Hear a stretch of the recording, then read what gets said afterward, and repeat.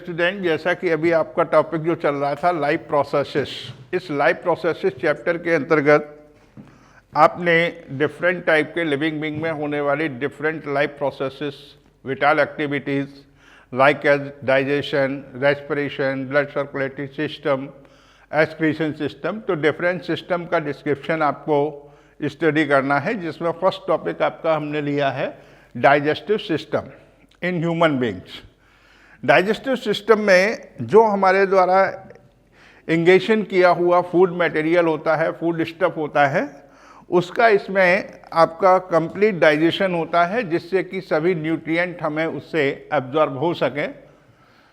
तो किसी भी फूड मटेरियल, फूड स्टफ को बॉडी के अंदर ग्रहण या एडॉप्ट करने का जो प्रोसेस होता है, इसी को इंगेशन कहते हैं। इंगेशन में आपका फूड मटेरियल हमारा सबसे पहले ओरल कैविटी में पहुंचता है, जिसे वोकल कैविटी या माउथ कैविटी के रूप में हम जानते हैं। तो अभी हम यहाँ पर सबसे पहले आज जो स्टडी करेंगे, तो उसमें आपका ये पोर्शन जो है, ये आपका इसका टोटल वोकल कैविटी कहलाता है। वोकल कैविटी में सबसे पहले देखा जाए तो इसमें हमें टीथ दिखाई देते हैं। इन टीथ में अगर आप इसका डेंटल फॉर्मूला लेकर के चलते हैं, तो इसमें आपके जो टीथ होते हैं, इन टीथ की आपकी विशेषताएं क्या हैं कि ये डायफियोडोंट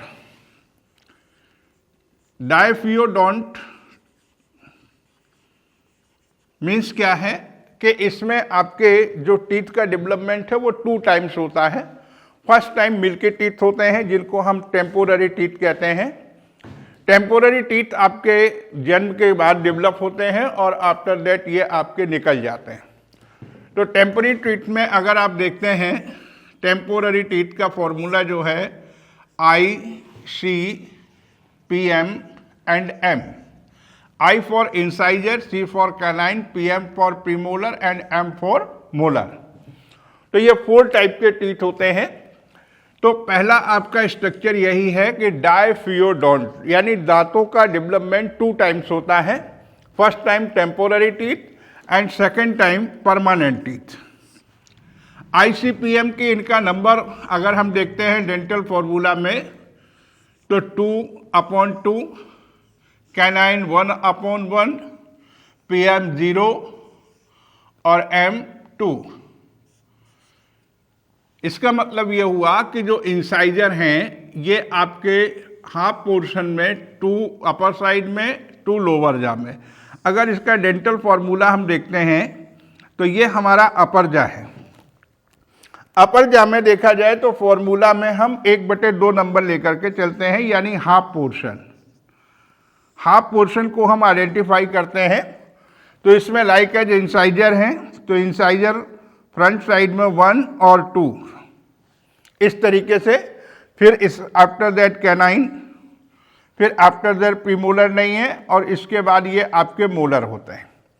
तो इस तरीके से हाफ पोर्शन लेकर के चलते हैं। तो हाफ को जब हम डबल करते हैं तो मल्टीप्लाई बाई 2 + 1 3 + 0 + 2 5 5 × 10 2 = 10/10, यानी टोटल आपके जो टेम्पोररी टीथ होते हैं, इनका नंबर आपका 20 होता है।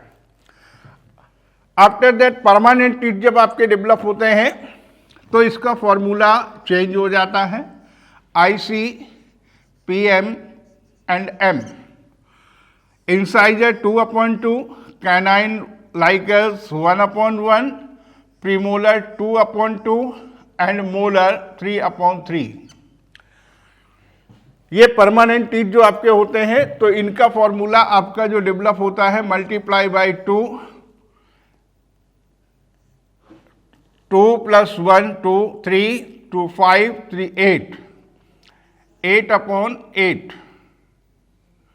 मल्टीप्लाई बाई 2, यानी 16/16। टोटल 32 आपके टीथ डेवलप होते हैं, जो एक एडल्ट में देखने को मिलते हैं। अब इंसाइजर टीथ जो होते हैं, ये आपके बाइटिंग के लिए उपयोग में आते हैं, जिसको कहते हैं कटिंग करना। कैनाइन जो आपके होते हैं, ये मोस्टली जो आपके कॉर्निवोरस एनिमल होते हैं, जो मीट को, मांस को चीरने और फाड़ने के लिए प्रयोग में लाए जाते हैं। प्रीमोलर जो आपके टीथ होते हैं ये आपके भोजन को पीसने के लिए प्रयोग में लाए जाते हैं और मोलर का भी यही फंक्शन होता है, तो ये इनका उपयोग होता है। तो फर्स्ट इनकी जो स्पेशलिटी थी वो हमने अभी आपको बताई। अब इसमें आपको इसकी सेकंड स्पेशलिटीज क्या होती हैं इसको समझना है। अब ये आपके दूसरा जो इसमें है वो इसमें है कि ये थीकोडोंट होते हैं। थीकोडोंट मीन्स क्या है कि इसमें जो आपका लोअर एंड अपर जा होता है, इस जा में जो आपके ये टूथ्स होते हैं ये अंदर तक आपके एंटर होते हैं, इसलिए इनको थीकोडोंट कहते हैं। अब इसके बाद आता है इसमें सेकंड टंग। टंग का अगर स्ट्रक्चर देखते हैं तो इसका जो बैक पोर्शन फेरिंग्स होता है, तो इस फेरिंग्स से आपके जुड़ी हुई ये अटैच्ड स्ट्रक्चर मस्कुलर स्ट्रक्चर के रूप में आपकी होती है। इसमें टेस्टिंग बड्स पाई जाती हैं। ये जो टेस्टिंग बड्स होती हैं, इन टेस्टिंग बड्स से हमें डिफरेंट टाइप के फूड मटेरियल के टेस्ट की जानकारी प्राप्त होती है और इसीलिए इनमें जो टेस्टिंग बड्स हैं इनके टेस्ट के बारे में इसकी हमें रिस्पॉन्सिबिलिटी रहती है। जैसे आगे का पोर्शन जो आपका होता है, ये पोर्शन तीखे और टेस्ट को लेने का काम करता है। इधर सॉवर और ये जो नमकीन स्वाद होता है इसको प्राप्त करते हैं और ये आपके मीठे स्वाद के लिए होते हैं और लास्ट में पीछे फिर आपके तीखे स्वाद को लेने वाले स्वादांकुर होते हैं। ये टंग का फंक्शन होता है। दूसरा इसमें नीचे की तरफ देखी जाए तो टंग की अगर मस्कुलर लेयर को देखते हैं तो इस टेस्टिंग बड्स में ये आपकी 2 टाइप की सेल्स हमें देखने को मिलती हैं। कुछ इसमें सेंसरी सेल्स होती हैं और कुछ इसमें सपोर्टिंग सेल्स होती हैं। तो ये इसमें जो हैं आपकी सपोर्टिंग सेल्स हैं और ये इसमें आपकी सेंसरी सेल्स हैं। सेंसरी सेल्स के माध्यम से जो भी सलाइवा आपके सैलिवरी ग्लैंड से आपका सेक्रेट होता है, इसमें फूड पार्टिकल्स आपके डिजॉल्व होते हैं और ये फूड पार्टिकल्स सैलिवरी ग्लैंड के सलाइवा में मिक्स होकर के जब हमारे सेंसरी हेयर के कांटेक्ट में आते हैं तो इसके सेंस को सेंसरी सेल्स अपने सेंसरी नर्व के माध्यम से हमारे ब्रेन तक भेज देता है, जिससे हमें किसी भी फूड स्टफ का टेस्ट मालूम पड़ जाता है। अब हम आगे चलते हैं इसमें। तो ये आगे की तरफ इसमें आपकी ये सैलिवरी ग्लैंड्स होती हैं। ये सैलिवरी ग्लैंड्स जो हैं आपके इसमें 3 टाइप की होती हैं। सैलिवरी ग्लैंड्स में आपके मेन जो है पैरोटिड ग्लैंड्स, सब मैक्सिलरी ग्लैंड, सब लिंगुअल ग्लैंड्स, तीनों को हमने कॉमन यहाँ पर दिखाया है। पहला इसमें ये आपकी है पैरोटिड ग्लैंड, ये आपके सब मैक्सिलरी ग्लैंड और आगे की तरफ ये जो आपकी होती है ये इसमें है सब लिंगुअल ग्लैंड्स। इनसे आपके लगभग देखा जाए तो लगभग 24 आवर्स में 1 litre to 1.5 litre saliva secrete होता है और ये सलाइवा कई तरीके से उपयोग में आता है। फर्स्ट ऑफ देखा जाए कि जो हमारे द्वारा लिया जाने वाला आपका स्टार्च होता है, इस स्टार्च के ऊपर सलाइवा में पाए जाने वाला जो आपका एंजाइम है जिसको हम अमाइलेज और इसी का नाम है टाइलिन, कॉमन नेम इसका टाइलिन ही हम लोग लेते हैं। ये स्टार्च को ऊपर क्रिया करता है और इसको शुगर में कन्वर्ट कर देता है। पहला फंक्शन सलाइवा जो आपका होता है जो कि सैलिवरी ग्लैंड से सेक्रेट होता है अबाउट 1 लीटर टू 1.5 लीटर और मेन फंक्शन स्टार्च को शुगर में कन्वर्ट करना। आफ्टर दैट इसमें लाइसोजाइम एक आपका एंजाइम होता है जो हमारे फूड में प्रेजेंट डिफरेंट टाइप के हार्मफुल बैक्टीरिया होते हैं या आपके अन्य फंगल स्पोर्स आदि होते हैं, उन सबको ये डिजॉल्व कर देता है और डिजॉल्व करके ये उसको फूड मटेरियल को नष्ट होने से बचाने का काम करता है। तो ये दो मेन फंक्शन हमारे सलाइवा के होते हैं।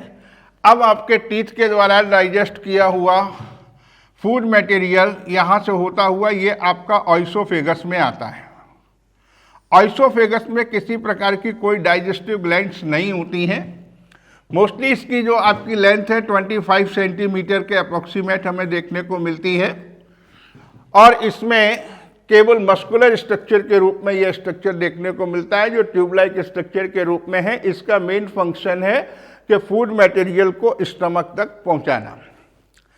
अब हमारा जो स्टमक होता है, अब हमें स्टमक को अगर हम देखते हैं तो स्टमक आपका यहाँ से ठीक नीचे की तरफ पाई जाने वाली ये आपके एक बैग लाइक स्ट्रक्चर के रूप में डेवलप होता है।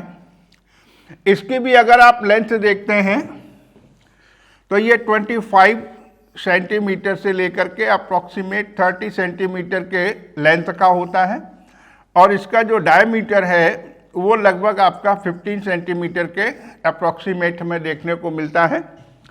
इसमें 3 पार्ट होते हैं। अपर पोर्शन जो इसका है ये आपका कार्डियक कहलाता है।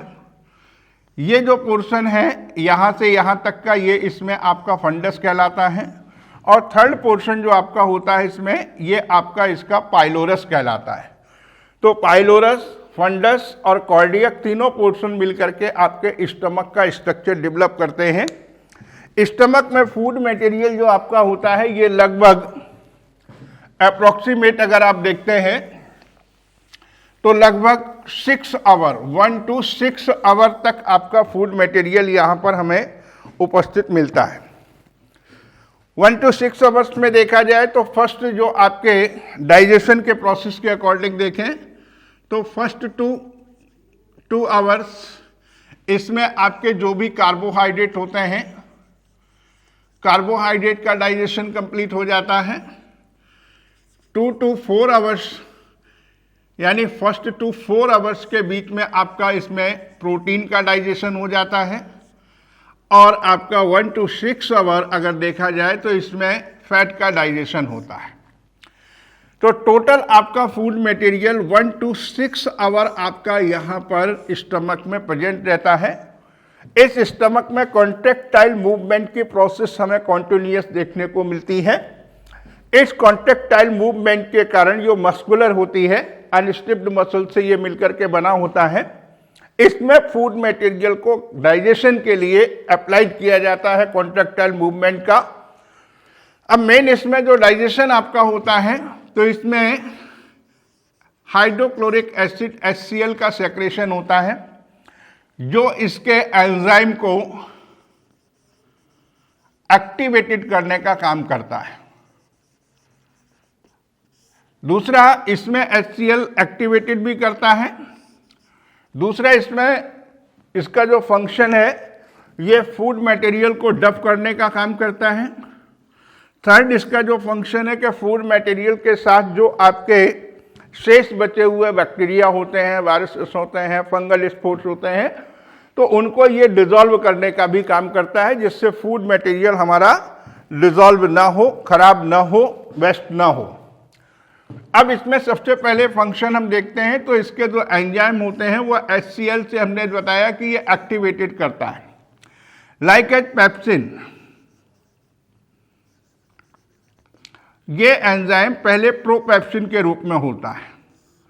प्रोपेप्सिन के ऊपर जब HCl की क्रिया होती है तो ये पेप्सिन यानी एक्टिवेटेड कंडीशन में कन्वर्ट हो जाता है। लाइक एज प्रोरेनिन, ये भी इनएक्टिवेटेड कंडीशन में होता है, लेकिन जैसे ही HCl के साथ इसकी एक्टिविटी होती है तो ये अब आपका रेनिन में कन्वर्ट हो जाता है, और इस तरीके से HCl के मेन जो फंक्शन थे वो हमने आपको क्लियर किए।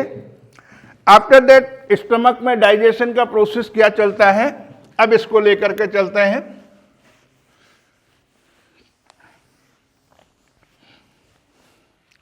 स्टमक में सबसे पहले आपका जो एंजाइम है उसको हम लेकर के चलते हैं। जैसे प्रोटीन है, फूड मटेरियल में जो आपके द्वारा लिए गया प्रोटीन मटेरियल है, इस प्रोटीन के ऊपर एक्टिव पेप्सिन एंजाइम एक्टिवेटेड होता है, और इसको ये पेप्टाइड प्लस पॉलीपेप्टाइड में कन्वर्ट कर देता है। यानी जो इसके मैक्रो मॉलिक्यूल्स होते हैं उनको ये माइक्रो मॉलिक्यूल्स में कन्वर्ट करने का काम करता है। आफ्टर दैट इसमें जो आपका अभी हमने पढ़ाया जैसे रेनिन एंजाइम होता है, तो ये रेनिन आपके मिल्क के ऊपर क्रिया करता है और मिल्क को लैक्टोज प्लस कैसीन प्रोटीन में कन्वर्ट कर देता है। इसी ढंग से आपका जो सलाइवा के साथ आने वाला अमाइलेज होता है, इसके ऊपर भी कार्बोहाइड्रेट के ऊपर ये आपका क्रिया करता रहता है और इसको भी ये शुगर में कन्वर्ट करता है। तो ये हमारा स्टमक होता है जिसका मेन फंक्शन अभी हमने आपको समझाया।